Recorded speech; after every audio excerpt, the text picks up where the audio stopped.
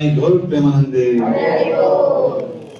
ओम नमो भगवते वासुदेवाय।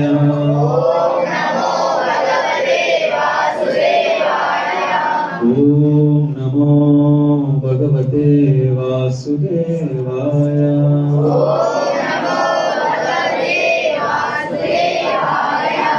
ओम नमो भगवते वासुदेवाय।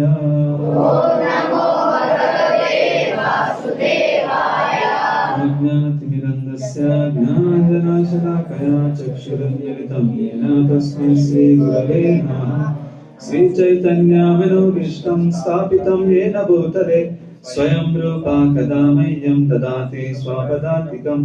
वन्देऽहं श्रीगुरुं श्रीयुतापदकमलं श्रीगुरुन् वैष्णवाञ्च श्रीरूपं साग्रजातं सहगणरघुनाथान्वितं तं सजीवं साद्वैतं सावधूतं परिजनसहितं कृष्ण चैतन्य देवं श्रीराधां कृष्णपादान् सहगणललिता श्रीविशाखान्विताञ्च वाञ्छाकल्पतरुभ्यश्च कृपा सिन्धुभ्येव च पतितानां पावनेभ्यो वैष्णवेभ्यो नमो नमः। हे कृष्णा करुणा सिन्धु दीनबन्धो जगत्पते गोपेश गोपिका कान्ता राधा कान्ता नमोस्तुते। तप्त कांचन गौरांगे राधा वृंदावनेश्वरी वृषभानुसुते देवी प्रणमामि हरिप्रिये। नमो ओं विष्णुपादाय कृष्णप्रेष्ठाय भूतले श्रीमते भक्तिवेदान्ता स्वामी विधिनामिने। नमस्ते सारस्वती देवै गौरवाणी प्रचारिणे निर्विशेष शून्यवादी पाश्चात्यदेशतारिणे। जय श्री कृष्ण चैतन्य प्रभु नित्यानंद श्री अद्वैता गदाधरा श्रीवासादि गौरभक्तवृंद। हरे कृष्णा कृष्णा कृष्णा हरे हरे हरे राम राम राम हरे हरे। हरे कृष्णा कृष्णा कृष्णा हरे हरे हरे राम राम राम हरे हरे। हरे कृष्णा कृष्णा कृष्णा हरे हरे हरे राम राम राम हरे हरे।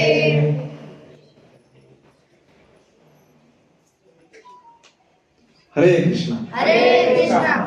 సో మనం ఈరోజు చదువుతున్నాం భగవద్గీత యథారూపం అధ్యాయం 5 శ్లోకం 29. మాతో పాటు చెప్పండి. భోక్తారం యజ్ఞతపసాం సర్వలోక మహేశ్వరం సుహృదం సర్వభూతానాం అజ్ఞాత్వా మాం శాంతిరుచ్యతే. భోక్తారం యజ్ఞతపసాం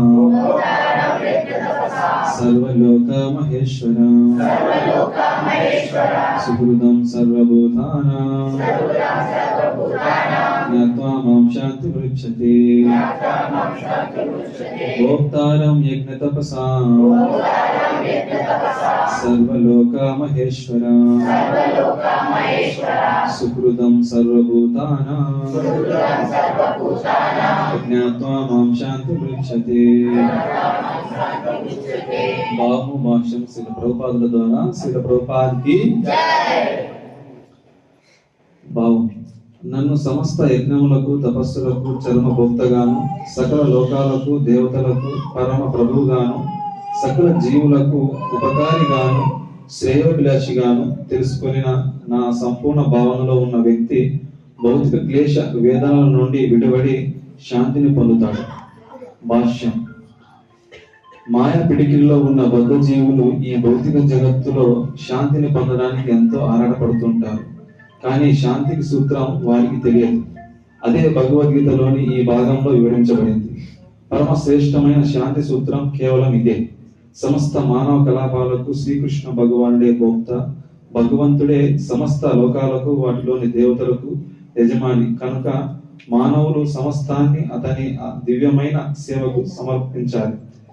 ఎవడు అతని కంటే గొప్పవాడు కాడు. శివుడు బ్రహ్మ మొదలైన మహోన్నత దేవతలు కన్నాను అతడు మహోన్నతుడు. పరమ పురుషుల వేదాల్లో ఈ విధంగా వివరించబడింది.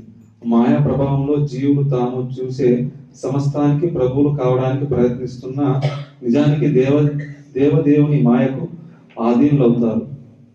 భగవంతుడు ప్రకృతికి ప్రభు కాగా బద్ధ జీవులు కఠినమైన ప్రకృతి నియమాలకు లోబడి ఉంటారు. హరే కృష్ణ కృష్ణ కృష్ణ హరే హరే హరే రామ రామ రామ హరే హరే. హరే కృష్ణ. సో అందరికీ ఆంధ్ర నూతన సంవత్సర శుభాకాంక్షలు. హరే కృష్ణ. సో కాసేపు మొబైల్ 24 గంటలు ఏదో పనిలో మొబైల్ పని బిజీగానే ఉంటుంది. ఈ ఒక 1 అవర్ మొబైల్ కొంచెం సైలెంట్ లో పెడదాం, ఎందుకంటే ఇతరులకు డిస్టర్బెన్స్ కాకుండా ఉంటుంది. సో ఈ శ్లోకంలోన మనం నేర్చుకున్నది ఏంటంటే, భోక్త అంటే యజమాని ఎవరు అంటే ఈ ప్రపంచానికి భగవంతుడు అన్నమాట, కృష్ణుడు. దేనికి భోక్త అంటే ఆయన అన్నిటికీ. తర్వాత ఏం చెప్తారంటే ఇక్కడ భోక్త యజ్ఞ తపస్సం సర్వలోక మహేశ్వరు. యజ్ఞాలకు, తపస్సులకు, వ్రతాలకు, అన్ని లోకాలకు, అన్ని దేవతలకు కూడా ఆయనే భోక్త, ఆయన యజమాని అన్నమాట. తర్వాత ఆయన సుహృదం సర్వభూతానం. సుహృదం అంటే అన్ని జీవులకు కూడా ఆయనకు ఉపకారం చేసేవాడు అన్నమాట. అన్ని జీవులకు కూడా ఆయన సహాయం చేసి ఉపకారం చేసేవాడు అన్నమాట. సుహృదం సర్వభూతానం, అన్ని జీవులకు. జ్ఞాత్వామం శాంతి రుచ్యతి. ఈ యొక్క జ్ఞానం తెలిసిన వాళ్ళు మాత్రం శాంతిని పొందగలరు. ఏ జ్ఞానాన్ని? ఈ యొక్క శ్లోకంలో అన్నిటికీ భగవంతుడే భోక్త అని తెలుసుకున్న వాళ్ళే శాంతిగా హ్యాపీగా ఉంటారు. లేదు నేను కష్టపడ్డాను, నేనే దీనికి యజమాని అనుకున్నంత వరకు మనం ఎప్పుడు హ్యాపీగా ఉన్నాము. అది మనం లభించవచ్చు, లభించకపోవచ్చు. దాంతో మనం ఏమైపోతాం? బందీలు అయిపోయి మళ్ళీ జన్మిస్తూ ఈ యొక్క భౌతిక లోకంలో కష్టాలు పడతాం. సో శాంతి సూత్రం భగవంతుడు చాలా చోట్ల చెప్పాడు. ఒక 2వ అధ్యాయం 66వ శ్లోకంలో కూడా నాస్తి బుద్ధిరయుక్తస్య నచాయుక్తస్య భావన నచాభావత శాంతిర అశాంతస్య కుతం సుఖం. ఎవరైతే కృష్ణ భక్తి భావనలో భగవాన్తో సంబంధం పొందరో వాళ్ళు భగవంతునితో సంబంధం లేని వాళ్ళు శాంతిని కానీ సుఖాన్ని కానీ పొందలేరని చెప్పబడింది అన్నమాట. తర్వాత ఇంకో చోట ఎలా చెప్పబడిందంటే, మనస్సుని ఎవరు శాంతిగా పొందుతారు అంటే ఇంకో 2వ అధ్యాయము 70వ శ్లోకం. అక్కడేం చెప్తారంటే, చూపిస్తాను, అది కూడా చాలా మంచి శ్లోకం. రోజు భగవద్గీత ఎంతమంది చదువుతున్నారు ఇక్కడ? Very good. మిగతా వాళ్ళు కూడా చదవాలని భగవంతుడు ప్రార్థించండి. తర్వాత ఈ శ్లోకం ఏం చెప్తానంటే, అపూర్వమాణమచల ప్రతిష్టం సముద్రమాపా ప్రవిశంతి యద్వత్ తద్వత్ కామాయం ప్రవిశంతి సర్వే శాంతి మాప్నోతి న కామకామి. సర్వదా నింపబడుతున్న ఎప్పటికీ నిశ్చలంగా ఉండే సముద్రంలోకి నదులు ప్రవేశించినట్లుగా కోరికలు నిరంతరం ప్రవహిస్తూనే ఉంటాయి, కానీ సముద్రం కలత చెందకుండా శాంతిగా ఉంటుంది. అలాగే ప్రతి ఒక్కరిలో కోరికలు వస్తూనే ఉంటాయి, బట్ కానీ వాటికి ప్రయత్నించకుండా వాటిని నిగ్రహించుకున్న వాళ్ళు శాంతిగా ఉంటారు అన్నమాట. అంటే ఎలా అంటే, సముద్రంలోకి నదులు 24 గంటలు వస్తూనే ఉంటాయి. వారానికి ఒక రోజు వస్తాయి, అలాగే లేదు కదా. ప్రతి ఒక్క క్షణం కూడా నదులు కలుస్తూనే ఉంటాయి. సముద్రం నదులు కలుస్తున్నాయి కదా అని చెప్పేసి సముద్రం దాని ఒడ్డు దాటి బయటకు వస్తుందా? దాని తీరంలో అది భగవంతుని యొక్క నియమాలు కట్టుబడి ఖచ్చితంగా అది అక్కడే ఉంటుంది అన్నమాట. దాన్ని దాటి రాదు. ప్రకృతి ప్రళయాలు వచ్చినప్పుడు మాత్రమే అది బయటకు వస్తుంది. అదేవిధంగా మన జీవితంలో కూడా మన మనస్సులోకి 24 గంటలు రకరకాల కోరికలు వస్తూనే ఉంటాయి. ఎలా అయితే సముద్రం దాని ఒడ్డు దాటి బయటికి రాదో, అలాగే మనలో ఉన్న వచ్చే కోరికలకి మనము వాటికి అడ్డుకట్టగా, అంటే దాన్ని మళ్ళీ మనం పూర్తి చేయడం కోసం బయటికి రాకుండా మనం దాన్ని నిలిపివేస్తే మనం శాంతిగా ఉంటాం. అంటే ఇగ్నోర్ చేయడం ఎలా చెప్పేదంటే, పిల్లలు ఎవరైనా అల్లరి చేస్తున్నారు అనుకోండి, అల్లరి చేయదంటే వాళ్ళు ఇంకెక్కువ అల్లరి చేస్తారు. మనం పట్టించుకోకుండా ఉన్నాం అనుకోండి, వీళ్ళు పట్టించుకోవట్లేదు బయటకు వెళ్ళిపోతారు. సో ఆ విధంగా మనం ఏదైనా మనలో వచ్చిన కోరికలు మనం దాన్ని సాటిస్ఫై చేయడానికి వెళ్తే ఇంకో కోరిక వస్తుంది, దాన్ని సాటిస్ఫై చేయడానికి వెళ్తే ఇంకో కోరిక వస్తుంది. అలాగే కోరికలు వస్తూనే ఉంటాయి అన్నమాట. సో మనం ఎలా అయితే సముద్రంలో ఎన్ని నదులు వచ్చినా శాంతిగా ఉంటుందో, ఆ విధంగా మనం కూడా ఎలాంటి కోరికలు వచ్చినా మనం దాన్ని నిగ్రహించుకుని మన పని మనం చేసుకుంటూ వెళ్తూ ఉన్నామంటే మనం శాంతి పొందగలమని భగవంతుడు భగవద్గీతలో చెప్పాడు అన్నమాట. సో ఈ విధంగా ఈ కొత్త సంవత్సరంలో ఎంతమందికి శాంతి కావాలని కోరుకుంటున్నారు? అందరికి కావాలన్నా? చేతులు ఎత్తాను పైకి. సో భగవంతుడు చెప్పినట్టుగా ఆ శాంతి పొందాలంటే హరే కృష్ణ హరే కృష్ణ కృష్ణ కృష్ణ హరే హరే హరే రామ రామ రామ హరే హరే. సో మనం తెలుసుకోవాల్సిన విషయం ఏంటంటే అన్నిటికీ భోక్త భగవంతుడు. ఆయనతో సంబంధం ఉన్న వాళ్ళు మాత్రమే సుఖశాంతిని పొందగలరు. సో మనలో వచ్చిన కోరికలు మనం వాటిని సాటిస్ఫై చేయడానికి వెళ్ళకుండా మనకు భగవంతుడు నిర్దేశించిన విద్యుక్త కర్మధర్మాలను మనం పాటిస్తూ భక్తి చేస్తూ ఉంటే మనం శాంతిగా పొందగలం. ఇది భగవద్గీతలో ఒక 3 శ్లోకాలు భగవంతుడు చెప్పిన శ్లోకం. తర్వాత మన యొక్క నూతన సంవత్సరం దాని కొంచెం చర్చిద్దాం. ఎస్పెషల్లీ ప్రతి ఒక్కరు కూడా శాంతి కోరుకుంటున్నారు. సో మరి అది ఎలా వస్తుంది, దానికి మన జీవితంలో నిజమైన శాంతి అంటే ఏంటి, సో దాన్ని ఎలా పొందాలి మనం ప్రయత్నిద్దాం. సో నూతన సంవత్సరం కాకుండా మామూలుగా ప్రతి ఒక్క జీవితంలో కూడా 100 సంవత్సరాలు అనుకుంటాము. మన జీవితం అనేది 100 చాప్టర్ల బుక్ లాంటిది. ఏంది 100 చాప్టర్ల బుక్ అనమాట. ప్రతి ఒక్కరు కూడా ఒక్కొక్క చాప్టర్ దాటుకొని ముందుకు వస్తూనే ఉంటారు. నీకు ఎన్ని ఏళ్ళు ఇప్పుడు? 13 సంవత్సరాలు. ఆయన 13 చాప్టర్లు కంప్లీట్ అయిపోయినాను. సో ఆ 13 చాప్టర్లో ఆయన ఇంకేం రాయలేదు, అవునా? ఆయన ఏమైనా చేంజ్ చేయగలం? గుడ్ న్యూస్ ఏంటంటే ఆయనకి ఇంకా మిగిలిన ఎన్ని సంవత్సరాలు ఆయనకి ఇంకా అన్ని సంవత్సరాలు ఆయన ఏమైనా చేసుకోవచ్చు. అన్ని చాప్టర్లు ఖాళీగానే ఉన్నాయి, వైట్ పేపర్స్. అది ఏం చేయొచ్చు, ఆయన ఏమైనా రాసుకోవచ్చు. ఆయన ఏం కర్మ చేసుకుంటే దాని ఫలితంగా అది పొందుతాడు ఆయన. సో భగవంతుడు మనకు ఈ యొక్క ఛాన్స్ ఇచ్చాడు, బట్ మనం దాన్ని సద్వినియోగం చేసుకోవాలి. ఒకసారి మిస్ అయిపోయిన సమయాన్ని మనం మళ్ళీ తీసుకురావాలి. మనం ఎన్ని కోట్లు ఇచ్చినా 2025 మనం ఇంకెప్పటికీ తేగలమా? తెచ్చేవాళ్ళు ఎవరో ఉన్నారా అలాంటి వాళ్ళు? సో మరి ఎంత విలువైన దాన్ని మనం సమయం గడుపుతున్నామంటే ఒక సెకండ్ మన జీవితాన్ని ఆయుష్యం తగ్గిస్తూ ముందుకెళ్తుంది, అంతేనా? సో మనం కేర్ఫుల్ గా ఉండాలి. మన విలువైనదంటూ మన దగ్గర ఏమైనా ఉంది అంటే ఏమది? సమయం. ఆ సమయాన్ని మరి దేనికోసం కేటాయిస్తే అది విలువైనది అవుతుంది. భగవంతుని భక్తి చేసినప్పుడు అది విలువైనదిగా ఉంటున్నాం. లేదంటే మనం ఇంకా బయట జంతువుల్లో జీవించి మనం వాటికి సమానంగానే ఉంటాం, వాటికి మనం తేడా లేదు. బట్ కానీ భగవంతుడు మనకి చాయిస్ ఇచ్చాడు. భగవంతుడు జన్మనిచ్చాడు, బర్త్ ఇచ్చాడు, తర్వాత డెత్ అది కూడా నిర్ణయించబడి ఉంటుంది. ఏబిసిడిలో బిడి ఫిక్స్ అనమాట. సి మన చాయిస్ మనకు ఉందన్నమాట. సో మన చాయిస్ మన చేతిలోనే ఉంది.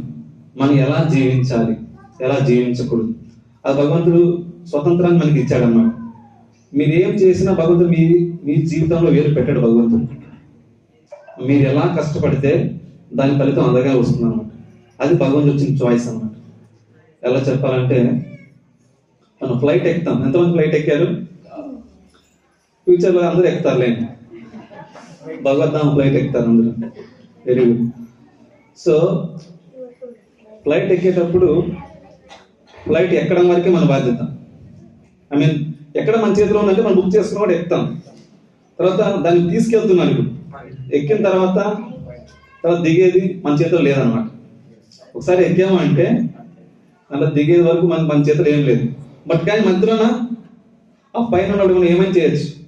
కావాల్సిన తినవచ్చు, చదువుకోవచ్చు, మ్యూజిక్ వినవచ్చు, బుక్ చదువుకోవచ్చు, ఇంకేమో కాలకృత్యాలు తీర్చుకోవచ్చు, ఇంకేదైనా చేయొచ్చు. చాయిస్ మీ చేతిలోనే ఉందన్నమాట, అవునా? సో అదే విధంగా మన జీవితంలో కూడా ప్రస్తుతం నడుస్తున్న సమయం చాయిస్ మన చేతిలోనే ఉంది. నేను ఏం చేస్తే నా యొక్క లైఫ్కి నేను నా లక్ష్యాన్ని చేరుకుంటాను అనే చాయిస్ ఎవరి దగ్గర ఉంది? భగవంతుడు మన చేతికి ఇచ్చాడు. మనం చేసిన కర్మల్ని భగవంతుడు మారుస్తాడా అంటే మనం చేసిన కర్మల్ని భగవంతుడు చెప్తాడన్నమాట. 5వ అధ్యాయంలో 28వ శ్లోకంలో చెప్తాడన్నమాట. నేను ఎవరి కర్మల్ని పాపాలని నేను తీసుకోను. ఎవరు చేసిన పనికి వాళ్ళే రెస్పాన్సిబిలిటీ, వాళ్ళే. మనం అనుకోవచ్చు పుణ్యం చేస్తే పాపం వెళ్ళిపోద్ది అని. దాని కోట దాందే, దీని కోట దీందే అన్నమాట. నువ్వు ఎంత ఫలితం పుణ్యం చేస్తే అంత పుణ్యం సౌకర్యాలు అనుభవిస్తావు. ఎంత పాపం చేస్తే అంత పాపాన్ని కూడా అనుభవించాల్సి వస్తుంది అన్నమాట. సో ఆ విధంగా మనం భక్తిలో ఉన్న చాయిస్ ఉంది కాబట్టి ఆ చాయిస్ మనం సెలెక్ట్ చేసుకోవాలి. నేను భక్తి చేయాలన్నా లేకపోతే భౌతికమైన కోరికలతో భౌతికంగా జీవితాన్ని గడపాలి. ఆ జీవితం అనేది ఎవరి చేతిలో ఉంది? ఎందుకంటే మనము ఇప్పుడు మారం చేసాం అంటే ఇప్పుడు తల్లిదండ్రులు దగ్గరకి పిల్లలు వచ్చి నాకు చాక్లెట్ కావాలి, ఐస్ క్రీమ్ కావాలని చెప్పి ఎక్కువ ఇబ్బంది పెట్టారు. ఏం చేస్తారు? కొనిస్తాము. తర్వాత దాన్ని తిని మళ్ళీ మనం పళ్ళు చెడగొట్టుకొని మనం ఇబ్బంది పడతామా? అది తినకుండా వద్దు ఇది మంచిగా అని చెప్పేసి నాన్న చెప్పాడని చెప్పేసి వదిలేస్తాం. అది మన చాయిస్. దాన్ని మనం ఎలా దాన్ని మనం చేస్తే దాన్ని ఆ విధంగానే మనం ఉంటాం. మనకు భగవంతుడు భౌతిక లోకంలో జన్మనిచ్చాడు.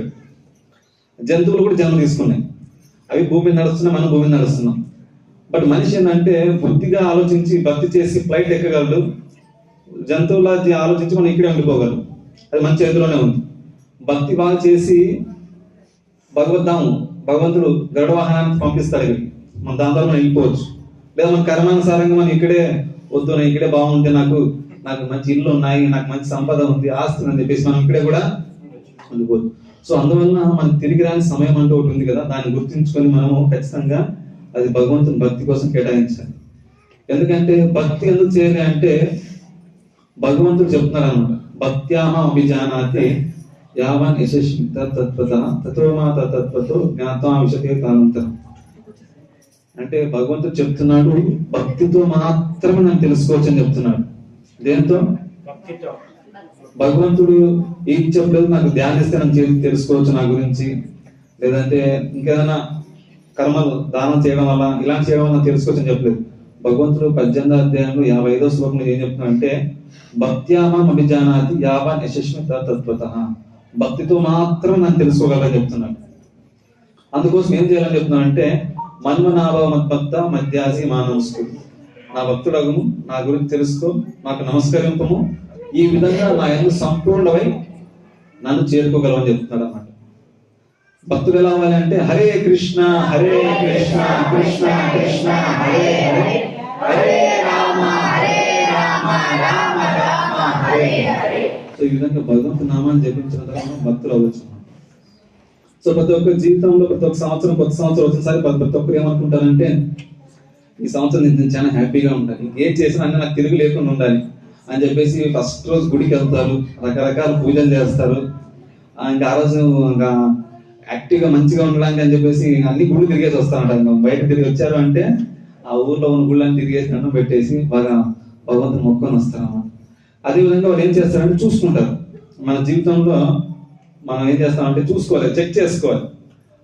పోయిన సంవత్సరం నేను ఎంత కష్టపడ్డాను, అంటే పోయిన సంవత్సరం ఎంత హ్యాపీగా ఉన్నాను, అదే హ్యాపీనెస్ మళ్ళీ పొందాలంటే నేను ఏం చేయాలి అని చెప్పేసి ప్రతి ఒక్కరు కూడా చెక్ చేసుకోవాలి.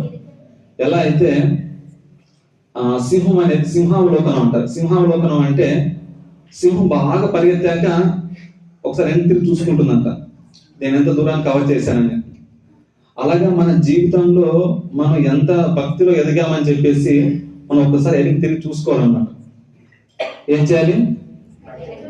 వెనక్కి తిరిగి చూసుకోవాలి. నేను ఎంత భక్తిలో ముందుకు ఎదిగాను, నేను భక్తిలో ఎదిగానా లేకపోతే భౌతికమైన కోరికలు ఉన్నాయి నాలో. ఈ సంవత్సరం 2 అంతస్తులు కట్టాను, 3 సంవత్సరం ఇంకో 3 అంతస్తులు కట్టాలి, లేదా మా ఇంట్లో ఫ్రిడ్జ్ తక్కువ ఫ్రిడ్జ్ తెచ్చుకోవాలి, లేదా టీవీ లేదు, లేదా ప్రమోషన్ కావాలి, లేదా డబ్బు సంపాదించాలి, లేదా బిజినెస్ ఇంకొంచెం ఎక్కువ చేయాలి అని చెప్పి ఇలాంటి భౌతికమైన కోరికలు వస్తున్నాయా?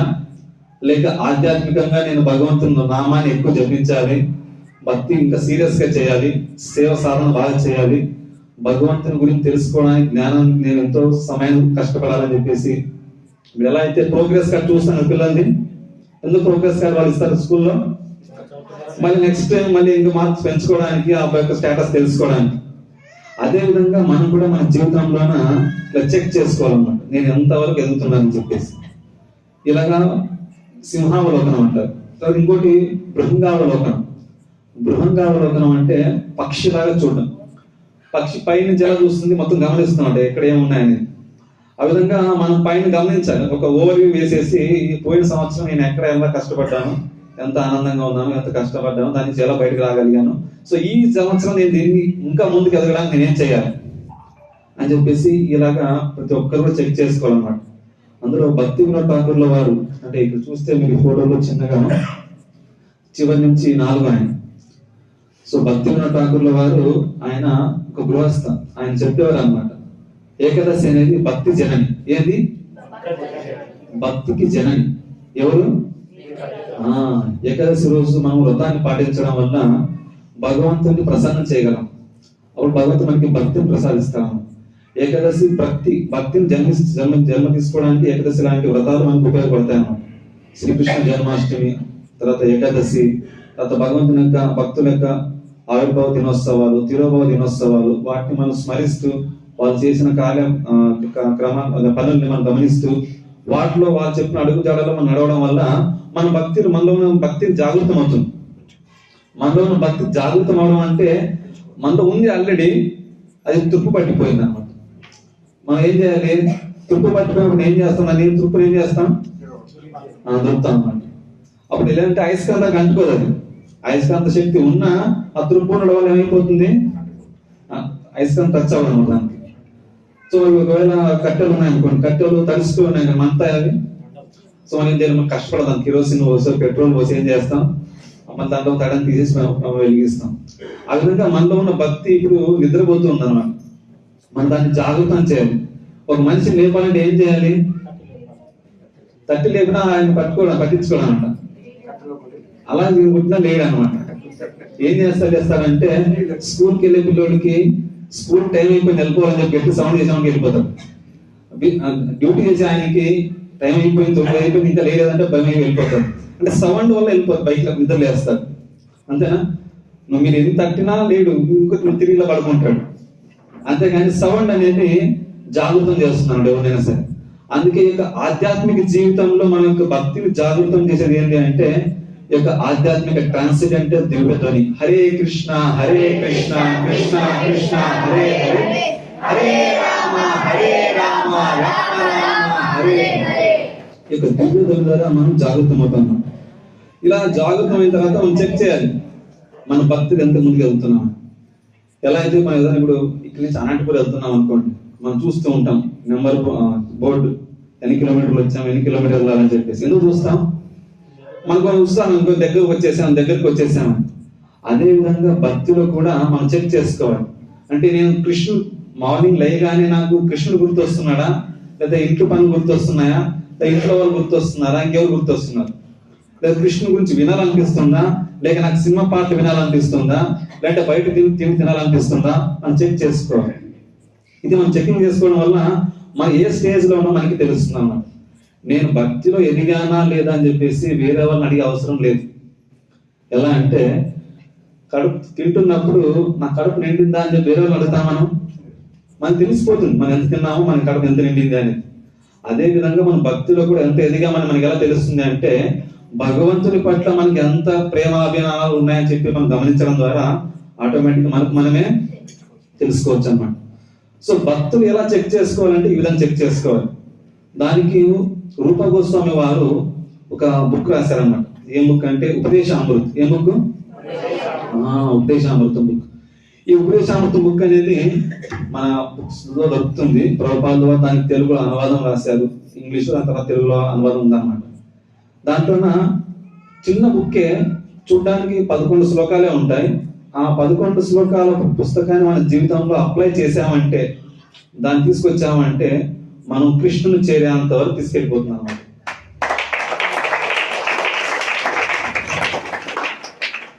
ఏది ఆ ఉంట్లో మెయిన్ మహత్యం ఏంటి అంటే భక్తులు స్టార్టింగ్ నుంచి చివరి దాకా ఎలా కృష్ణుని దాకా చేరుకోవాలని చెప్పేసి అంటే చెప్పబడింది అన్నమాట. అంటే శ్రద్ధ, సాధు సంఘ, భజన క్రియ, అనర్థ నివృత్తి, నిష్ఠ, రుచి, ఆసక్తి, భావ, ప్రేమ. చివరి కృష్ణ ప్రేమను పొందడానికి మనం స్టార్ట్ చేసేది ఎక్కడి నుంచి అంటే శ్రద్ధ, విశ్వాసం నుంచి. దానికి చివరి స్టార్టింగ్ లో 4 శ్లోకాలు చాలా ఇంపార్టెంట్ అన్నమాట. అంటే మనం చెక్ చేసుకోవాల్సింది కొత్త సంవత్సరం స్టార్ట్ చేసేటప్పుడు మనం ఏం చెక్ చేసుకోవాలి అంటే దాంట్లో చెప్పబడింది అనమాట. అంటే అదే టాపిక్ అని కాదు, మామూలు మన జీవితంలో భక్తులు ఎదుగుతున్నామని చెక్ చేసుకోవడానికి. ఎలా అయితే వడ్డీ వ్యాపారి కానీ తర్వాత రోజు బిజినెస్ చేస్తున్న ఒక ఆయన చెక్ చేస్తారు, ఈ రోజు నాకు ఎంత లాభం వచ్చింది, ఎంత నష్టం వచ్చింది, తర్వాత ఉన్న వాళ్ళని చెడిపోయినాయా లేదా, చెక్ చేసుకుంటాడా లేదా? ఎందుకు చెక్ చేసుకుంటాడు ఆయన?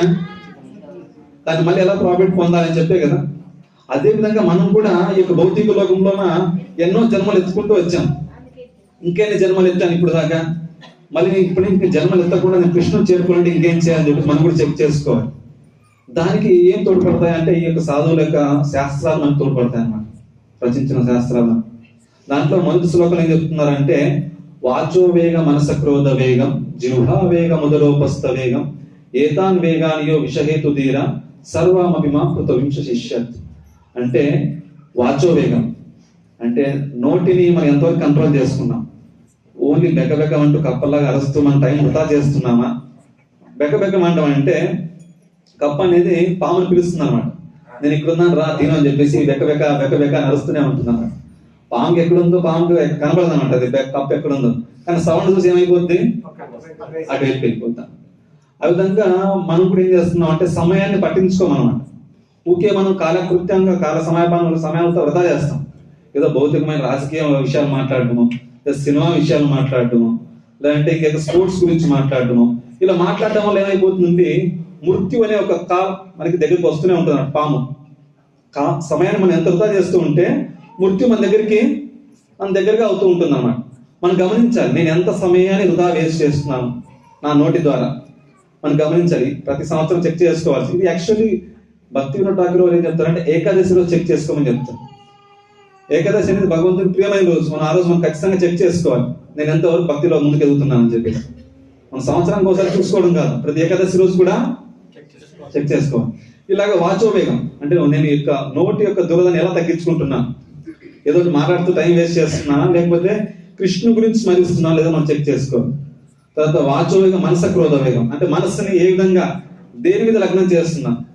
భౌతికమైన కోరికల మీద ఇందాక చెప్పినట్టుగా ఇదో ఇల్లు టీవీ కొనాలనో, బిల్డింగ్ కట్టాలనో, లేదంటే బిజినెస్ సంపాదించాలనో, జాబ్ అనో, ఇంకేదో విధంగా నేను సమయం మొత్తాన్ని మనకు ఆధ్యాత్మికంగా ఎంత కావాలి జీవించడానికి, దానికి మించి ఇంకేదన్నా ప్రయత్నించినా అదంతా మనం అత్యధికంగా అవసరానికి మించి మన కష్టం మనం కోరుకుంటున్నట్టే అన్నమాట.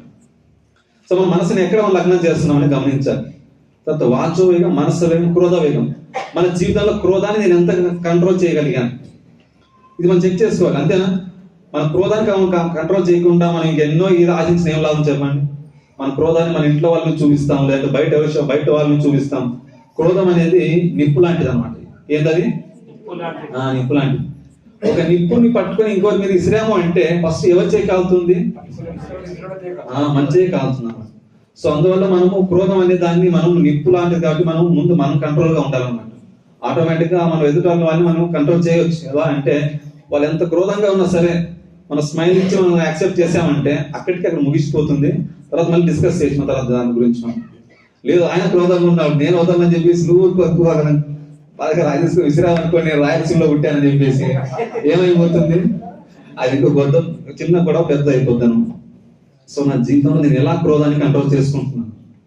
క్రోధాన్ని ఎలా చూపించాలి అంటే భక్తులకు ఇబ్బంది పెట్టేవాళ్ళు. అంటే హనుమంతుడు వారు గమనించారా? హనుమంతుడు వారు ఆయన భక్తుడు.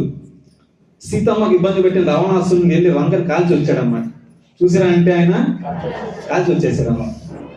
సో ఆయన ఏం చేసింది కరెక్ట్ అనమాట. ఎందుకంటే ఆయన అక్కడ భక్తులకు ఇబ్బంది పెట్టారు. అక్కడ సీతమ్మ రాముని భక్తురాలు, భార్య, సేవకురాలు, సేవ చేస్తున్నాను భార్య. అందువల్ల ఆయన భక్తుడు భగవంతుడికి ఇబ్బంది పెట్టడం వల్ల, ఇంకొకరికి ఇబ్బంది అవ్వడం వల్ల భక్తునికి అక్కడ కష్టం కోపాన్ని చూపించాడు అనమాట. అర్జునుడు కూడా అధర్మంగా ప్రవర్తిస్తున్న కౌరవులందరినీ చంపడానికి ఆయన క్రోధాన్ని యూజ్ చేశాడు. అలా క్రోధం అనేది తగినట్టుగా మనం యూజ్ చేయాలి. ఎలా యూజ్ చేయాలంటే ఎవరైనా భగవంతుని నిందించినప్పుడు లేదా భక్తులను నిందించినప్పుడు అక్కడ చూపించాలి క్రోధాన్ని. అర్థమవుతుందా? లేదా నా యొక్క భౌతికమైన వాటి కోసం చూపించడం కాదు, నా కోరికలు తీర్చుకోవడానికి, లేదంటే నాకు నచ్చినట్టుగా నడుచుకోవట్లేదు చెప్పి మన ఇతరులను కోపంగా చూడకూడదు అనమాట. సో ఈ విధంగా మన జీవితంలో మనం చెక్ చేసుకోవాలి, నా క్రోధాన్ని నేను ఎంత కంట్రోల్ చేసుకున్నాను. తర్వాత జిహ్వ వేగం. జిహ్వ అంటే నాలుక అనమాట. నాకు కనబడిందంతా తిందాం అనుకుంటున్నానా, లేదా భగవంతుడికి నైవేద్యం పెట్టి తిందాం అనుకుంటున్నా, ప్రసాదం మాత్రం తిందాం అనుకుంటున్నాను. చెక్ చేసుకోవాలన్నమాట మన జీవితంలో. ఏది పడితే అది బయట కనబడిందా, ఓకే. ట్రైన్లో చూస్తూనే ఉంటాం, అది బజ్జీ వచ్చింది, వడాపావ్ వచ్చింది, సలాడ్ వచ్చింది, ఏం వచ్చినా కొనుక్కొని తినేవాళ్ళు చూస్తూనే ఉంటాము. సో నాలుక అనేది చాలా కంట్రోల్లో ఉంచుకోవాలన్నమాట. నాలుక కంట్రోల్లో ఉంటే ఆటోమేటిక్ అని కంట్రోల్ అవుతుంది. మనం తినేదాన్ని బట్టి మన ఆలోచనలు వస్తాయన్నమాట. మనం ఎక్కువ కారం బట్టి తింటున్నాం అనుకో, మనకు క్రోధం ఉంటుంది. మన తర్వాత రజోగుణంలో ఉంటాం మనం. దాన్ని బట్టి మనం ఏమైపోతాం, ఆటోమేటిక్గా మనం ప్రతి ఒక్క దానికి మనం కోపాన్ని తెచ్చుకుంటాం, చింగిరించుకుంటాం, చేసే పని కూడా యాక్టివ్గా ఉండదు అన్నమాట. ఆ విధంగా మనం గమనించాలి, నా యొక్క నాలుక నేను ఎంత కంట్రోల్ చేయగలిగాను.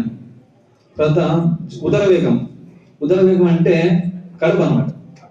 నేను తగినట్టు తింటున్నానా, బాగుందని చెప్పేసి ఇంకా ఎక్కువ తినేస్తున్నా.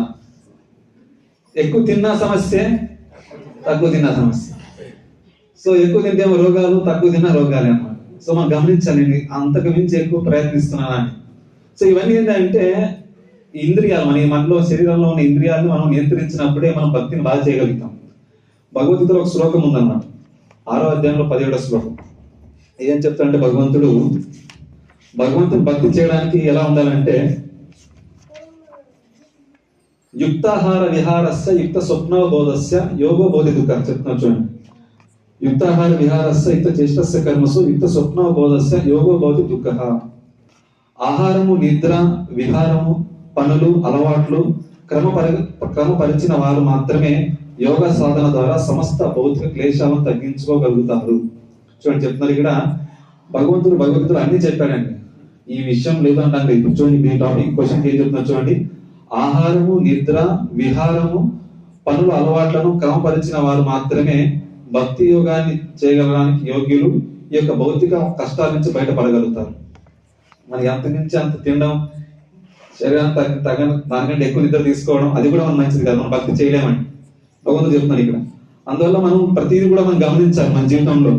నేను ఈ పోయిన సంవత్సరం మొబైల్ ఎక్కువ అడిక్ట్ అయిపోయాను. ఎక్కువ షార్ట్లు చూస్తున్నాను, సీరియల్స్ ఎక్కువ చూస్తున్నాను, మూవీలు ఎక్కువ చూస్తున్నాను. ఈ సంవత్సరం తగ్గించాలి. వాట్సాప్ ఎక్కువ వాడేస్తున్నాను, ట్విట్టర్ అని, ఇన్స్టాగ్రామ్ అని, సమయం మొత్తం దాంట్లో వెళ్ళిపోతుంది. సో మనం దాన్ని ఎలా తగ్గించాలి, ప్రతి ఒక్కరు కూడా ప్లాన్ చేసుకోవాలి. ఇప్పుడు ఎలా అయితే బిజినెస్ మెన్ ప్లాన్ చేస్తారనమాట, నాది ఈ యొక్క షేర్ మార్కెట్ ఎంత ఉంది, నేను ఎంత కొనాలి, ఎంత కొనకూడదు, తర్వాత బిజినెస్ ఇంత చేయాలి, ఎక్కువ చేస్తే నాకు లాస్ అయిపోద్ది, ప్రతిదీ కూడా ఆయన ప్లాన్ గా వెళ్తాను. అదే విధంగా భక్తిలో కూడా మనం ఏం చేయాలంటే మన జీవితంలోన ఈ యొక్క సమయం అనేది మనం ఎలా కేటాయించాలని చెప్పి ప్రతి ఒక్కరు కూడా ఇంపార్టెంట్ మనం గమనించాలన్నమాట. తర్వాత సెకండ్ శ్లోకం అత్యాహారం. అత్యాహారం అంటే ఈ యొక్క ఉపదేశామృతంలో ఒక 2వ శ్లోకంలో చెప్తాను, అత్యాహార ప్రయాసశ్చ ప్రజల్పో నియమాగ్రహ. అత్యాహారం అంటే ఎక్కువ స్వీకరించడం, ఓన్లీ తినడమే కాదు, అవసరానికి మించి స్వీకరించడాన్ని కూడా అత్యాహారం అంటారు. అత్యాహారం ఎలా చెప్పాలంటే, ఇంటికి యాక్చువల్లీ ఒక సీఎం ఉందంటే, ఎప్పుడు నాకు పేరు తెలియదు, ఆమె గుర్తులేదు నాకు. ఆమె రోజుకి ఒక డ్రెస్, ఆ మ్యాచింగ్ వేసిన డ్రెస్ మళ్ళీ ఇంకోటి వేయరు, అలాగే మార్చే వాళ్ళు ఉంటారు. అంతేనా? రకరకాలుగా మ్యాచింగ్ మాత్రం వేయాలి, ఇంకేం వేయదు అని చెప్పేసి ప్రతి ఒక్కరు కూడా అత్యాహారం, అవసరానికి మించి కష్టపడి తెచ్చిపెట్టుకోవడం, దాన్ని ఎక్కువగా కష్టపడ్డాం. ఎవరు చెప్తున్నారు పేరు, ఏం పేరు? చేయలేదు. చూడండి, ఆమె మళ్ళీ వాడిన వాటిని మళ్ళీ వాడాము కాదు, ఆమె మళ్ళీ కొత్తగా రోజు కూడా. అంటే అవసరానికి మించి తెచ్చిపెట్టుకోవడం వల్ల మనం ఏమైపోతుందంటే భౌతికంగా మనం నిమగ్నం అయిపోతాము, భగవంతుని మర్చిపోతాము. తర్వాత ప్రయాస, చాలా భౌతికమైన వాటిని కోరుకోవడం వల్ల ఎక్కువ కష్టపడాల్సి వస్తుంది. అత్యాహారం అంటే ఎలా ఉంటారంటే జనాలు చెప్తున్నారు, ఇప్పుడు ఇక్కడ బసవేశ్వర సర్కిల్లో ఒక బస్తా బియ్యం పడింది అనుకోండి, పక్షులు ఏవో తిని వెళ్ళిపోతాయి, ఆవులు ఏవో తిని వెళ్ళిపోతాయి, తర్వాత మేకలు గొర్రెలు ఏవో తినేసి వెళ్ళిపోతాయి. కానీ మనిషి ఏం చేస్తాడు, ఆయనకి ఎంతకాలం కేసు తెచ్చుకుంటాడా, మూట ఎత్తుకొచ్చుకుంటాడు. సో ఏమైపోతుంది అంటే అత్యాహారం అంటే మనకు మించిన తాను తెచ్చుకోవడం ఏమైపోతుందంటే ఇతరులకు మన కోటను తగ్గించేస్తుంది. భూమి మీద ప్రతి ఒక్కరికి జీవించడానికి భగవంతుడు అందరికీ అధికారం ఇచ్చాడు, వాళ్ళ కోట అందరికి పెట్టాడు అనమాట. మనం మొత్తం లాగేసుకోవడం వల్ల ఇతరుల యొక్క కోట మనం తీసేసుకోవడం ఉంటున్నాం అనమాట. అది మనం చేస్తున్న అధర్మం అనమాట. ప్రతి ఒక్కరికి కూడా కోట ఉంది, వాళ్ళ కోట మనం తీసుకోవడం వల్ల ఏమైపోతుంది, వాళ్ళకి మనం వాళ్ళ ఉపవాసం, దాంతో మా కర్మ మనం అనుభవించాలి. సో ఇలా అత్యాహారం ఉండకూడదు అనమాట. తర్వాత ప్రయాస, అత్యాహారం ఎక్కువమైన భౌతికమైన కోరికల కోసం ఎక్కువ కష్టపడ్డాం, అవసరానికి మించి కష్టపడ్డాం. ఉన్నదంతా ప్రహ్లాద్ ఏం చెప్తారంటే, ఉన్నదంతా సాటిస్ఫై అయ్యేవాడే హ్యాపీగా ఉంటాడంట. లేని దానికోసం ప్రయత్నిస్తూ ఒకవేళ ప్రయత్నించి వచ్చినా అది మనతో నిలబడదంట. ఫర్ ఎగ్జాంపుల్ నేను ఈ క్వశ్చన్ నుంచి అడిగాను అనమాట ఒక డివోటీ స్టార్టింగ్ లో. అదేలా ఇప్పుడు నేను సంపాదిస్తున్నాను అనుకోండి 1 లక్ష రూపాయలు, కానీ నా తలరాత్రిలో 10,000 ఉండాలని ఉంది, నేనేం సంపాదిస్తాను, అది ఎక్కడికి పోద్ది అంటే ఆయన చెప్పాడు, అది ఏదో విధంగా ఖర్చు అయిపోద్దంట. ఇంట్లో ఏదో బోర్ మిషన్ చెడిపోవడము, లేదంటే డాక్టర్లకు వెళ్ళి పెట్టి రావడము, లేదంటే లాయర్లు తిరగడము, ఏదో విధంగా డబ్బంతా మనకు ఎంత రాసి పెట్టుందో అంతే ఉంటుంది మన దగ్గర. మనం ఎంత కష్టపడినా అది మన దగ్గర మిగులుదంట. సో మనము తను ఏం చేయాలంటే మనకు వచ్చేది వస్తుంది, మనం హ్యాపీగా వచ్చిన దాంతో సాటిస్ఫై అవ్వాలి. లేని దానికోసం ఎంత కష్టపడితే అంతా మనం ఈ భౌతిక లోపల ఇరుక్కుపోతాం అన్నమాట. తర్వాత అత్యాహార ప్రయాస ప్రజల్ప నియమగ్ర. ప్రజల్ప అంటే ఇందాక చెప్పినట్టుగా మనం ఎంతగా మనం భౌతికమైన విషయాలు మాట్లాడుతూ ఉన్నాం, మన సమయాన్ని ఎంత వేస్ట్ చేస్తున్నాం గమనించాలి ప్రతి ఒక్కరు కూడా. తర్వాత నియమాగ్రహ అంటే ఈ యొక్క భౌతిక లోకంలో నియమాల్ని నేను ఏదో చూపించడం కోసం పాటిస్తున్నానా, లేదంటే నేను భక్తులు ఎదగడం కోసం పాటిస్తున్నాను? అంటే ఇప్పుడు మన గుడికి వచ్చేటప్పుడు భక్తులంతా మాల వేసుకొని, అది జపమాల వేసుకొని, తిలకం పెట్టుకొని, ధోతి కట్టుకొని వస్తాం అన్నమాట. అది ఒక డ్రెస్ కోడ్గా ఓకే మంచిది, బట్ కానీ నేను చూపించడానికి చేస్తున్నాను, లేదా భగవంతుని భక్తికి అని చెప్పేసి దానికి అనుగుణంగా ఉందని చెప్పి వస్తున్నాను. మనం గమనించాలి, నియమాల్ని మనము పాటించాలి. దాని దేనికోసం? భక్తిలో భగవంతుని ప్రసన్నత కోసం, భక్తిలో మనం ముందుకు ఎదగడం కోసం, ఇతరులకు చూపించడం కోసం కాదు. మనది గమనించాలి. నేను భక్తులు ఎంతవరకు నేను ఇతరులకు చూపిస్తున్నాను, లేదా భక్తులు నన్ను ముందుకు ఎదుగుతున్నాను అనేది. తర్వాత జనసాంగత్యం అంటే మనం ఎలాంటి వాళ్ళతో ఫ్రెండ్షిప్ చేస్తామో అలాంటి మన క్వాలిటీస్ మనకు వస్తాయి. మీరు గమనించారా? మీ పిల్లలకి ఎప్పుడన్నా మీరు చెప్తారా? స్కూల్లోన ఎక్కువ అల్లరి చేసే వాళ్ళతో మీరు ఫ్రెండ్షిప్ చేయమని చెప్తారా? మీరు చెప్తారు మంచి ఫ్రెండ్స్తో, బాగా చదువుకునే వాళ్ళతో ఫ్రెండ్షిప్ చేయమని చెప్తారు, అంతేనా? సో అదే విధంగా మనం కూడా ఉండాలన్నమాట. అంటే మనము భౌతికంగా సినిమాలకు అలవాటు పడ్డ వాళ్ళు, లేదా డ్రగ్స్కి అలవాటు పడ్డ వాళ్ళు, లేదా మత్తు పదార్థాలకు అలవాటు పడ్డ వాళ్ళు, అలాంటి వాళ్ళతో మనం ఫ్రెండ్షిప్ చేస్తే మనం ఎలాంటి వాళ్ళు అవుతాం? అలాంటి వాళ్ళే అవుతాం. సో అందరూ మనం గమనించాలి, ఇది వీళ్ళు ఎలాంటి వాళ్ళు, భక్తికి అనుకూలంగా ఉన్న వాళ్ళ, లేదా భక్తికి ఇబ్బంది పెట్టేవాళ్ళ. మన చైతన్య మహాప్రభు చెప్తారనమాట, అసత్సంగ త్యాగం ఏ వైష్ణవాచార్య అంటే అభక్తులను విడిచిపెట్టి ఉండేవాడే భక్తుడు అంట. ఎవరు భక్తుడు అంటే? భక్తులు కాని వాళ్ళతో దూరంగా ఉండేవాడే భక్తులు అన్నమాట. నీ భక్తులు నీకు నువ్వు చెక్ చేసుకోవచ్చు. నేను నా యొక్క ఆలోచనలు, నా యొక్క సమయం మొత్తం నేను ఎలాంటి వాళ్ళతో కేటాయిస్తున్నాను, అది మీరు గమనించాలి. ఇవన్నీ కూడా ఏంటి అంటే చెక్ చేసుకోవడం. న్యూ ఇయర్ లో నేను ఎంతవరకు, లాస్ట్ ఇయర్ నేను ఉన్నాను, ఇలాంటివన్నీ ఎలా పాటించాను, ఇప్పుడు ఎలా పాటించాలని చెప్పేసి ఇవన్నీ మనం ఏం చేయాలి? చెక్ చేసుకోండి. తర్వాత మన జీవితంలో లౌల్యం అంటే ఇంకా కావాలి, ప్రతిదీ కూడా ఇంకా కావాలని కోరికలు ఎక్కువ ఉన్నాయా, లేదంటే ఉన్నదంతా సాటిస్ఫై అయ్యే కోరికలు ఉన్నాయా? లౌల్యం అంటే లోభత్వం అనమాట. ఈ సంవత్సరం 1 లక్ష సంపాదించాను, నెక్స్ట్ దాన్ని డబల్ చేయాలి, డబల్ చేయాలి, అలాంటి ఆలోచనలు ఉన్నాయా, లేక ఉన్నదంతా హ్యాపీగా ఉన్నాయా? ఇది మనం గమనించాలన్నమాట. తర్వాత ఇప్పుడు ఉండవలసిన లక్షణాలు ఏంటంటే ఉత్సాహంగా ఉండాలి. ఎలా ఉండాలి? యాక్టివ్గా ఉండాలి. హరే కృష్ణ హరే కృష్ణ కృష్ణ కృష్ణ హరే హరే, హరే రామ రామ రామ హరే. అంటే భక్తిలో నేను ఉత్సాహంగా ఉన్నానా లేదా? మార్నింగ్ పొద్దున్నే లేయగలుగుతున్నానా లేదా? లేదా నేను సోమరిపోతుగా పడుకుంటున్నానా? మార్నింగ్ లేచి నేను హారతి ఇస్తున్నా లేదా భగవంతుడి నామాన్ని జపం చేస్తున్నానా లేదా? తర్వాత పుస్తకం భగవద్గీత చదువుతున్నా లేదా? ఇది మనలో ఉత్సాహాన్ని తెలియపరుస్తుంది అన్నమాట. ఉత్సాహం అంటే ఎలా ఉండాలి అంటే ఒక చిన్న కథ చెప్తాను మీకు. ఉత్సాహం అంటే మనం కష్టపడ్డాం. ఉత్సాహం అని చెప్పాలంటే మీకు మన ఇంద్రియాలకి కొంచెం కష్టంగా ఉన్నా భక్తికి అవసరం అని చెప్పేసి మనం స్వీకరించాం. దీన్నే తపస్సు అంటారు. ఏమంటారు? తపస్సు అంటే తప అంటే తప అంటే వేడి అన్నమాట. ఏమి మన దాని తపస్సు అనేది మీకు చెప్పాలంటే తప అంటే సంస్కృత్ లో మీనింగ్ అంటే వేడి అన్నమాట. ఇది తాపం ఎక్కువగా ఉంది, ఎండాకాలం ఎక్కువ అంటాం మనం. సో మనం తపస్సు అంటే మన ఇంద్రియాలకి కష్టంగా ఉన్న భగవంతుని ప్రసన్నత కోసం మనం కొంచెం కష్టం తీసుకోవడం, అంటే కొంచెం వేడి చేయడం. అంటే ఇంద్రియాలను కొంచెం వేడి చేయాలంటే కొంచెం కష్టపడ్డాం, దాన్ని తపస్సు అంటారు. ఎలా అంటే ఇప్పుడు అమ్మగారు కొంచెం ఎండాకాలంలో ఎంత ఇబ్బందిగా ఉన్నా వంట వండుతారు, అదొక తపస్సు లాంటిది అనమాట. సాధు ఎంత చలిగా ఉన్నా ఆయన స్నానం చేయాల్సింది మార్నింగ్ లేచి, అదొక తపస్సు అనమాట. సో ఆ విధంగా మనం తపస్సు, ఇంద్రియాలు మనం ఓన్లీ ప్రసాదం తినడానికి నేలకు యూజ్ చేయాలి, కృష్ణుని ఒక కథలు వినడానికి చెవులు యూజ్ చేయాలి, సినిమా పాటలు కాకుండా, సినిమాలు కాకుండా. తర్వాత భగవంతుని చూడడానికి మాత్రమే మన కళ్ళను యూజ్ చేయడం, భగవంతుని సేవ చేయడం కోసం మన చేతుల్ని కాళ్ళని యూజ్ చేయడం, ఇదేంటంటే తపస్సు అనమాట. ఏంది ఇది? భగవంతుని నామ జపం చేయడము, ఏకాదశి వ్రతాన్ని పాటించడం, ఇవన్నీ పాటించడం తపస్సు. దీంతో ఏమైపోతాయంటే ఇవి మనము ఏదైనా కొలిమిలో మనము పెట్టినప్పుడు ఏమైపోతుంది? వేడి అవుతుంది కదా, మనం దాన్ని ఎలా కావాలంటే అలా మోల్డ్ చేసుకోవచ్చు. ఆ విధంగా మన ఇంద్రియాలని మనము భగవంతుని భక్తిలో మనం వేడి చేసినప్పుడు భగవంతుని తగ్గట్టు మనం మార్చుకోవచ్చు అన్నమాట. అదే ఇంద్రియాన్ని నువ్వు భౌతికంగా ఎంజాయ్మెంట్ లో ఉన్న వాళ్ళ దగ్గర ఉండి మనం అలా వేడి చేసాం అనుకోండి, అలా వెళ్ళిపోతాం అన్నమాట. ఆ విధంగా మనం ఆధ్యాత్మికంగా మనం తపస్సు అంటేనే భగవంతుని ప్రసన్నత కోసం మనకి ఇష్టం లేకపోయినా చేసే వాటిని తపస్సు అంటాం అన్నమాట. కృష్ణుడి ప్రసన్నత కోసం మార్నింగ్ లేయడము, ఏకాదశి పాటించడము, ఉపవాసం ఉండడము, వ్రతాన్ని పాటించడం, 4 నియమాలు పాటించడం, 16 మార్లు జపం చేయడం, ఇవన్నీ ఏంటివి? తపస్సు. అందరికి ఈజీ కాదు. ఇదే స్వామి 4 మాసాలు జపం తపస్సు నేను చేస్తా అంటాం, అంత ఈజీ కాదనమాట. చూడండి, మనం ఇంతమంది ఆదంలో ఉన్న కొంతమంది రాగలిగారు. ఇలా చలిగా ఉన్నా సరే భగవంతుని గురించి వినడానికి, భగవంతుని గురించి విని దర్శనం చేసుకుని ప్రసాదం తీసుకోవడానికి ఇక్కడ రావడం కూడా ఒక తపస్సు. మీరు ఇంతమంది చేశారంటే మీరు చాలా గ్రేట్. హరే కృష్ణ. సో భగవంతుని భక్తి అనేది ఉత్సాహంగా ఉండాలి. ఎలా అంటే మనం చేసే పనుల్ని చేయాలి ఒక తెలివిగా. మీరు వినే ఉంటారు, చిన్నప్పుడు ఒక కుండలో నీళ్లు ఉన్నాయి, పాప కాకి అందట్లేదు. అప్పుడు కాకి ఏం చేసేది? అది ఉత్సాహం అంటే కష్టపడుతుంది, ఓకే. కానీ ఉత్సాహం అనేది స్మార్ట్ కూడా ఉండాలి. స్మార్ట్నెస్ గా ఉండాలి అంటే తెలివిగా ఆలోచించాలి. ఎలా? చూడండి, స్ట్రా పెట్టి తాగొచ్చు చూడండి. సో జ్యూస్ షాప్కి వెళ్ళేసి ఒక స్ట్రా తెచ్చేసి, సో ఆ విధంగా స్మార్ట్ గా ఉండాలి. అంటే దీన్ని కూడా ఉత్సాహం అంటారు అన్నమాట. అంటే ఒకసారి ఏమైందంటే ఒక తండ్రి గారు 3 పిల్లలకి ఒక లేత్ మిషన్ ఇచ్చాడంట. లేత్ మిషన్ ఇచ్చి నేను 1 సంవత్సరం తర్వాత 10 సంవత్సరాల తర్వాత వస్తాను, మీరు దీన్ని బాగా చూసుకొని చెప్పాను, దీన్ని బాగా నడిపించండి అని చెప్పేసి ఒక్కొక్కటి ఇచ్చాడు మిషన్. ఆయన ఇచ్చాము, వెళ్ళిపోయాడు. తర్వాత ఆయన 10 సంవత్సరాలతో తిరిగి వచ్చారు.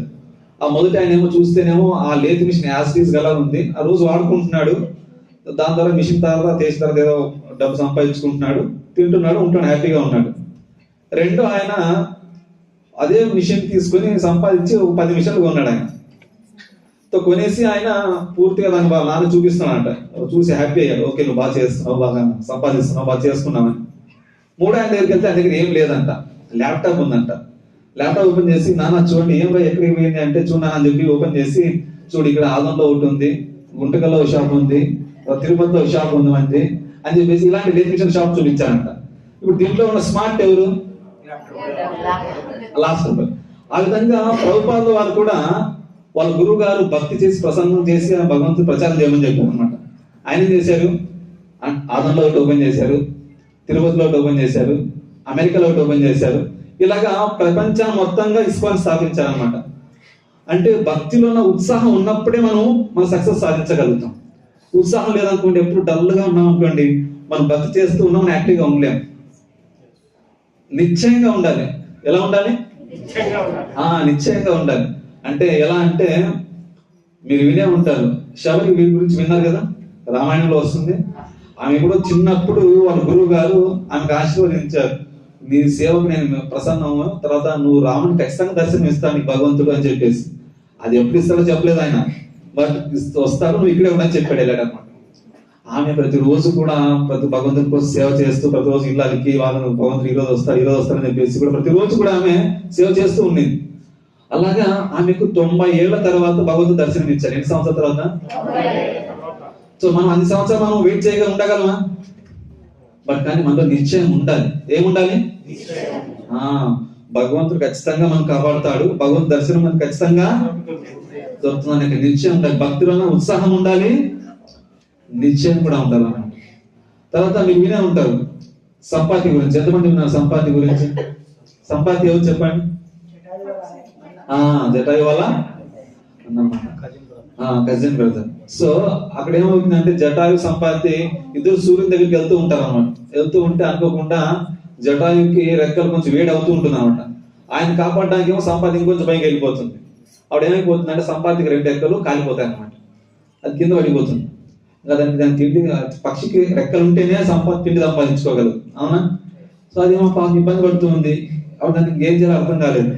అప్పుడు అక్కడ ఒక ముని వచ్చి ఆశీర్వదిస్తారు అన్నమాట. నువ్వు బాధపడద్దు, నువ్వు రాముడి యొక్క సేవలో ఉపయోగపడతావు, నీ దగ్గరికి వానరులు వస్తారు, వాళ్ళకు ఒక మంచి గుడ్ న్యూస్ ఇస్తావు నువ్వు, దాని ద్వారా నీకు మళ్ళీ రెక్కలు తిరిగి వస్తాయని చెప్తారు అన్నమాట. అది వెయిట్ చేస్తూ 8,000 సంవత్సరాలు వెయిట్ చేసింది. ఎన్ని సంవత్సరాలు? భగవంతుని కోసం భక్తులు అంతగా నిశ్చయాన్ని కలిగి ఉండాలి. ఏముండాలి? నిశ్చయాన్ని కలిగి ఉండాలి. భగవంతుడు ఖచ్చితంగా వస్తాడు. హరే కృష్ణ హరే కృష్ణ కృష్ణ కృష్ణ హరే హరే, హరే రామ హరే రామ రామ రామ హరే హరే. చూడండి, మన గజేంద్రుని చూసిన, పాండవులను చూసిన, వాళ్ళు ఎన్ని కష్టాలు పడినా వారు నిశ్చయంగా ఉన్నారు, భగవంతుడు ఖచ్చితంగా కాపాడతాడు. నాకు ఏదో ఉంది సమస్య, దాన్ని తీరుస్తున్నారు, నా కర్మ తీరుస్తున్నారు అని చెప్పేసి వాళ్ళు ఏం తీసుకున్నారు? పాజిటివ్ గా తీసుకొని కానీ హ్యాపీగా వాళ్ళు సమయం గడిపారు. తర్వాత భగవంతుడు వచ్చి వాళ్ళని కాపాడాడు. అంటే మన జీవితంలో కూడా మనం ఏం చేయాలి? నిశ్చయం కలిగి ఉండాలి. తర్వాత ఉత్సాహ, నిశ్చయ, ధైర్యాన్ని కలిగి ఉండాలి. దృఢత్వం అంటే దృఢ నిశ్చయం ఉండాలి. దృఢ నిశ్చయం అంటే ధ్రువ మహారాజు గురించి విన్నారా మీరు? ధ్రువ మహారాజు ఎంతగా దృఢత్వాన్ని కలిగి ఉన్నాడంటే, నేను భక్తి చేసి భగవంతుని ప్రసన్నం చేసి ఆయన దర్శనం పొందుతానని చెప్పేసి చాలా ఫిక్స్ గా ఉన్నాడు.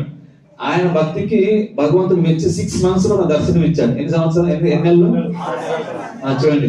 కొంతమందికి ఏమో 8,000, కొంతమందికి ఏమో 90 ఏళ్ళు, కొంతమందికి ఏమో 6 నెలలే. కానీ అది మనలో ఉన్న దృఢత్వాన్ని బట్టి ఉంటుంది అన్నమాట. దేన్ని బట్టి? మన దృఢ నిశ్చయం ఉండాలి. అది చూడండి, ఆయన 6 నెలల్లో మొదటి నెల ఏమో ఆయన ఒళ్ళు పండ్లు కూరగాయలు తిన్నాడు ఆయన.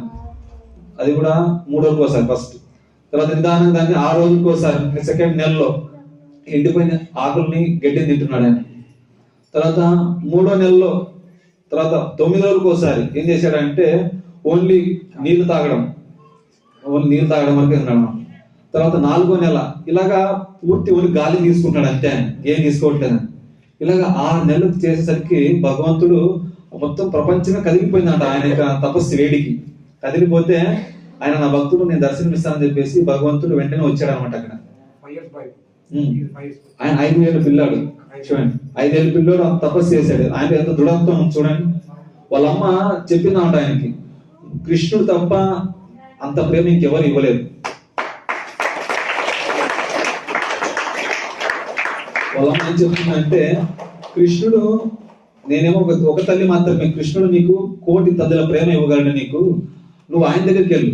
ఆయన చాలా ఫస్ట్ బాధపడ్డాడు, నా సవతల్లి నన్ను తీసేసింది మా నాన్నకు ఆ ఒడిలో నుంచి అని చెప్పేసి వాళ్ళ మీద కోపంతో ఆ తపస్సు చేయడానికి వెళ్తున్నాడు అనమాట. అప్పుడు వాళ్ళ అమ్మ ఏం చెప్పిందంటే, ఎవరు కీడు గురించి ఆలోచించడం తపస్సు చేయొద్దు, నీ యొక్క భక్తిలో ఉన్నతి కోసం నువ్వు ఆలోచించని చెప్పేసి ఆమె ముందుకు చెప్పింది అనమాట. మనం చూసే ఉంటాం, ఎండ్రకాయలు ఏదైనా బాక్స్ వేసి పెడితే ఏది కూడా బయటికి రాదంట. ఎందుకు అంటే ఒకదాన్ని ఒక కాలు లాగుతూనే ఉంటాయంట. అందుకోసం ఏది కూడా బాక్స్ నుంచి బయటికి రావంట. అలాగా మనము భక్తులు ఎదగాలి అంటే ఒకరినొకరు లాగుతూ ఉన్నాం అనుకోండి, మన భక్తులు ఎదగలేమంట. మనకి చూడండి, ఇక్కడ ధ్రువ మహారాజు వాళ్ళ అమ్మ చెప్తుంది, ఇతరులు కీడు గురించి ఆలోచించి నువ్వు లాగకూడదు అనమాట. మన ఉన్నతి కోసం మనం ప్రయత్నించాలి. వాణ్ణి లాగితే నీకు వచ్చేది ఏం లేదు. నీ ఉన్నతి కోసం నువ్వు ప్రయత్నిస్తేప్పుడే నువ్వు ముందుకు వెళ్ళగలుగుతావు అన్నమాట. ఆ విధంగా మనం చెప్పి అడుగు దృఢత్వాన్ని ఆయన మంచి మాటలు చెప్పేసి అడుగు పంపిస్తున్నాను అనమాట. భగవంతుడు చెప్తాడు భగవద్గీతలో, యోగక్షేమ వహామ్యం అంటే 9.22 ఒక శ్లోకం ఉందన్నమాట. అన్ని అభిలాష శూన్యం. ఇంకో శ్లోకం చెప్తాను మీకు. ఎంతమంది తెలుసు ధ్రువ మహారాజ్ స్టోరీ మీకు? ఎక్కడ చదివారు మీరంతా? అవుతున్నానా? Very good. తర్వాత అనన్య చింతయంతో యోజన పరుపాసతే తేషాం నిత్యాభియుక్తానాం యోగక్షేమ వహామ్యం. అప్పుడు వాళ్ళు అడవికి వెళ్ళిపోగానే ఆ అబ్బాయి గురించి వాళ్ళ ఇంట్లో వాళ్ళంతా బాధపడ్డారంట. మా అబ్బాయిని ఎవరు చూసుకుంటారు, అడవుల్లో ఉన్నారు, అక్కడ మృగాలు తినేస్తాయి మరి అని. ఎవరైతే భక్తి చేస్తారో వాళ్ళకి భగవంతుడే రెస్పాన్సిబిలిటీ తీసుకుంటాడండి. యోగక్షేమం, యోగం అంటే వాళ్ళ రెస్పాన్సిబిలిటీ తీసుకోవడం అనమాట. భగవంతుడు చూడండి, అక్కడ అడవుల్లో ఉన్న ధ్రువ మహారాజ్కి ఆయనకి అన్ని జంతువుల నుంచి కూడా కాపాడాడు. ఆయన భక్తిని ఎలా చేయాలో జ్ఞానాన్ని కూడా ఇచ్చాడు అనమాట. ఆయన పిల్లవాడికి ఏం తెలియదు ఎలా చేయాలని చెప్పేసి నారదుని పంపించి ఆయన జ్ఞానాన్ని ఇప్పించాడు. తర్వాత ఆయనకు భగవంతుడు దర్శనం దొరికాక ఆయనకి ఏం పలకాలో కూడా తెలియట్లేదు. ఆయన చిన్న పిల్లవాడు. అప్పుడు భగవంతుడే ఆ జ్ఞానాన్ని ఇచ్చాక ఆయన భగవంతుడు ఆయన అబ్బాయి తలని పెట్టగానే ఆయన జ్ఞానం వచ్చింది అనమాట. భగవంతుడు చెప్తున్నాడు అనమాట, తేషాం సతయుక్తాన భజతాం ప్రీతిపూర్వకం దదామి బుద్ధి యోగం తమ్మేన నా ఉపయంతితే. ఎవరైతే నా భక్తులు నియుక్తమై ఉంటారో వాళ్ళకి నన్ను చేరుకోగల బుద్ధిని కూడా నేనే ఇస్తాను చెప్తున్నాడు. ఆ విధంగా భగవంతుడు ఎవరైతే భక్తి చేస్తారో వాళ్ళకి పూర్తి రెస్పాన్సిబిలిటీ భగవంతుడు తీసుకుంటాడు అనమాట. సో ఆ విధంగా మనకు ధైర్యం, మనకు భగవంతుడు ఖచ్చితంగా దర్శనం దొరుకుతుందని చెప్పేసి మనలో ధైర్యం ఉండాలన్నమాట, సరెండర్నెస్ ఉండాలి. ఉత్సాహ నిత్య ధైర్యం తత్తత్ కర్మ ప్రవర్తన అంటే మన ఆచార్యులు వారు ఇచ్చిన కర్మని మనం పాటించాలి. గుడికి రావడం, దర్శనం చేసుకోవడం, భగవంతుని గురించి కథ వినడం, ఇవన్నీ మన ఉత్సాహంగా మనం పాటించాలన్నమాట. తర్వాత బ్రహ్మ గురించి వినే ఉంటాడు. బ్రహ్మ మొదటిగా ఆయన జన్మించినప్పుడు, భగవంతుని యొక్క నాభి నుంచి జన్మించినప్పుడు పూర్తి చీకటిగా ఉందంట. అక్కడ ఏమైనా కనబట్లేదు. ఆయన అప్పుడు ఏం చేయాలో అర్థం కాక భగవంతుడు ప్రార్థిస్తూ ఉంటే తప్ప 2 వర్డ్స్ వినపడ్డాయి అన్నమాట. అప్పుడు ఆయన 10,000 సంవత్సరాలు, ఒక దేవత సంవత్సరాల్లో 100 సంవత్సరాలు ఆయన తపస్సు చేశాడు. దేవతల సంవత్సరం అంటే మన దగ్గర 1 సంవత్సరం అయితే వాళ్ళు ఒక రోజు అనమాట.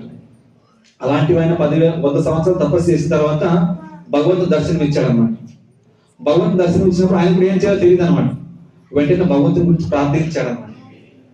ఆయన జీవితం మొదలు పెట్టినప్పుడు, అలాగే మనం ఈ కొత్త సంవత్సరం మొదలు పెట్టినప్పుడు ఎలా ఉండాలంటే మనం భగవంతుని ప్రార్థించాలి. మన ప్రార్థన రావనుకోండి, మనం ఏం చేయాలంటే భాగవతంలో చెప్పబడిన ప్రార్థనని మనం రిపీట్ చేయాలి, మనం కాపీ చేయాలి. మన స్కూల్లో కాపీ చేస్తే మనం డివార్ చేస్తారు, కానీ ఈ కాపీ చేస్తే డివార్ ఏం చేయరన్నమాట.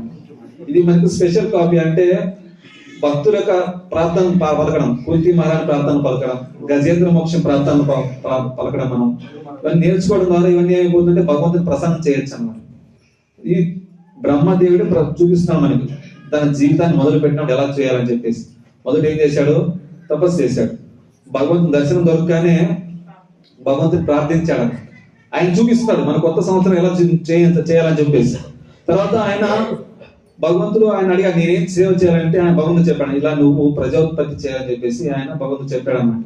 అప్పుడు నేను అడుగుతానంట, నాకు ఏమి తెలుసు స్వామి, నువ్వే నాకు శక్తిని ఇవ్వాలని చెప్పేసి భగవంతుడు నేనే కోరుకుంటున్నాడు. నీ శక్తిని ఇస్తే తప్ప నా దగ్గర ఏం లేదని చెప్పేసి అలా భగవంతుడు ప్రార్థించాలి. అంతటికీ నువ్వే కారణం, దానికి శక్తిని ఇచ్చడానికి నువ్వే కూడా కారణం అని చెప్పేసి నాకు శక్తి ఏమైనా కోరుకుంటున్నాడు అన్నమాట. తర్వాత ఆయన మళ్ళీ ఇంకోటి ఏం కోరుకున్నాడు అంటే, తర్వాత మీరు ఆఫరింగ్ చేయండి. సో ఆయన భగవంతుడిని ఇది కూడా కోరుకుంటున్నాడు, స్వామి నేను ఏదో మంచి కార్యం చేసినప్పుడు నాలో అహంకారం వచ్చేస్తుంది, అహంకారం కూడా వద్దు. మరి ఏదో మంచి పని చేసామనుకోండి ఏమైపోతుంది, అందరు పొగులుతారు. అప్పుడు పొగిడినప్పుడు ఏమైపోతుంది, అహంకారం వచ్చేస్తుంది. స్వామి నా అహంకారం కూడా వద్దని చెప్తున్నాడు అన్నమాట.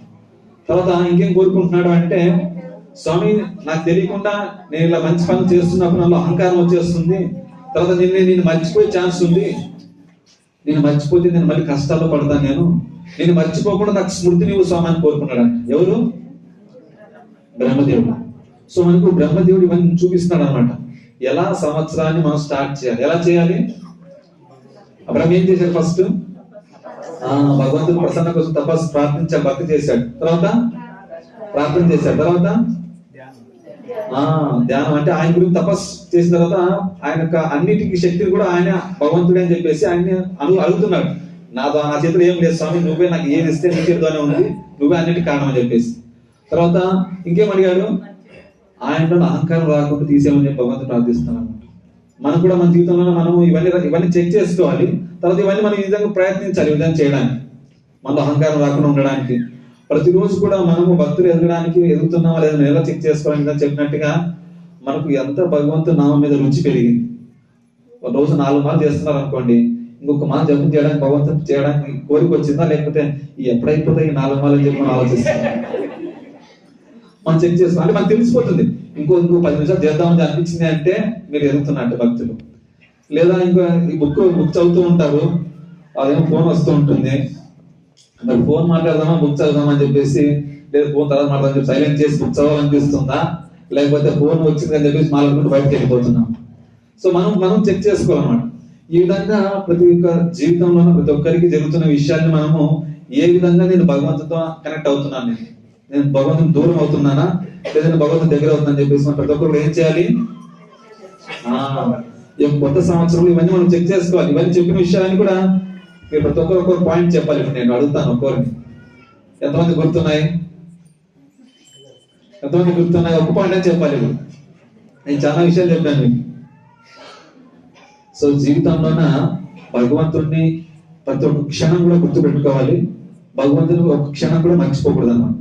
ఇదే మన జీవిత యొక్క లక్ష్యం. ఏంటి? భగవంతుని, తర్వాత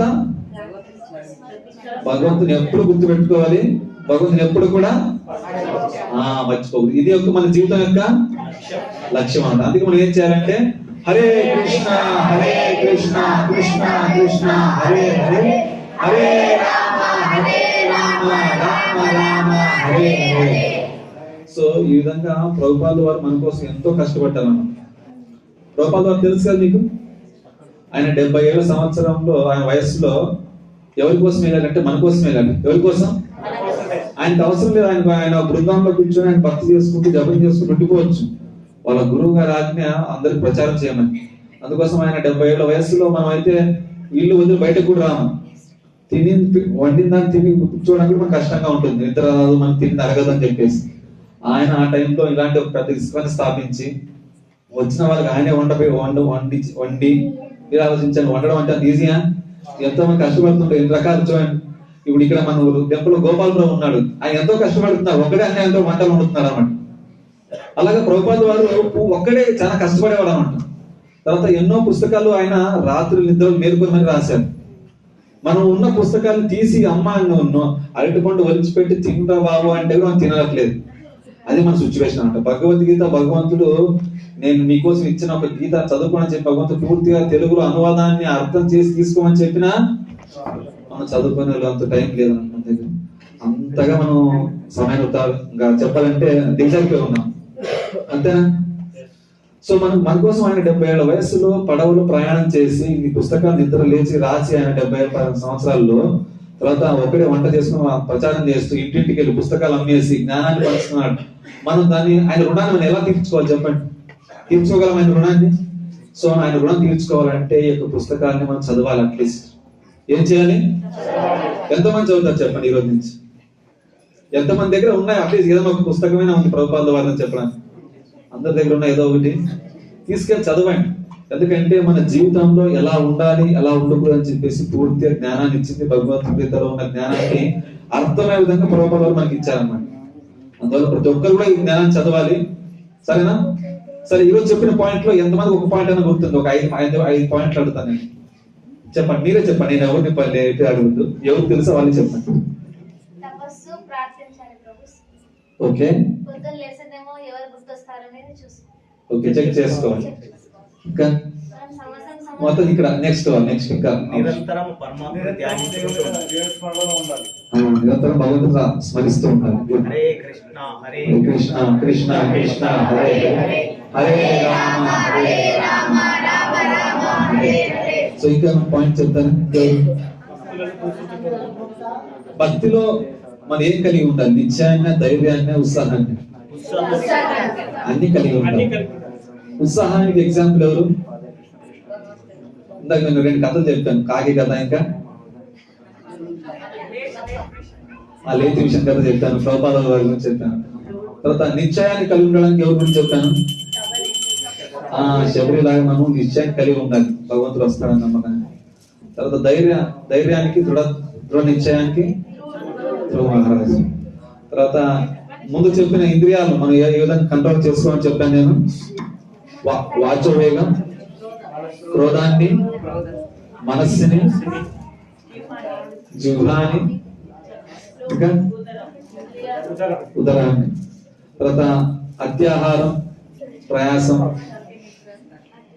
తర్వాత ఎక్కువ నిద్ర ఎక్కువ ఉండకూడదు, ఎక్కువ తినకూడదు. సో ఇవన్నీ కూడా మన జీవితంలోన ఇవేవో శరీరానికి అనుకుంటామే, కానీ శరీరం బాగున్నప్పుడు మనం భక్తి చేయగలుగుతాం. శరీరం బాగున్నప్పుడే భక్తిగా చేయగలుగుతాం. సో అందువల్ల ఎలా అయితే మనం బయట భౌతిక జీవితంలో మనం ప్లాన్ చేసుకుంటాం, ఈ సంవత్సరం ఇలా ఉండాలి, ఈ సంవత్సరం ఇలా యాక్టివిటీ చేయాలని చెప్పి మనం ప్లాన్ చేసుకుంటాం కదా, అదే విధంగా భగవంతుని నేను ఎలా చేరుకొని భక్తి చేయగలని చెప్పి మనం దాని గురించి కూడా ప్లాన్ చేసుకుంటాం. సరే, మనం ఒక మాట జపం చేద్దాం. ఎందుకంటే ఇక భగవంతు నామాన్ని ఎంత జపిస్తే అంత మనలో ఉన్న నిద్రలో భక్తి చెప్పాను కదా, సౌండ్ ద్వారానే మనము మనలో ఉన్న భక్తిని మేలుకొల్పవచ్చు. ఏ సౌండ్ అది? కృష్ణ హరే కృష్ణ కృష్ణ కృష్ణ హరే హరే రామ హరే రామ రామ రామ హరే హరే. సరే, మనలో చాయిస్ ఉంది కాబట్టి మీరు జపం చేయాలి. చాయిస్ మనం వదులుకోకూడదు. భగవంతుడు బర్త్ డెత్ మధ్యలో చాయిస్ మనకి ఇచ్చాడు. ఆ చాయిస్ మనం భగవంతు నామం జపం చేయాలి. సరే, మనం నాతో పాటు చెప్పండి. జై శ్రీ కృష్ణ చైతన్య ప్రభు నిత్యానంద శ్రీ అద్వైత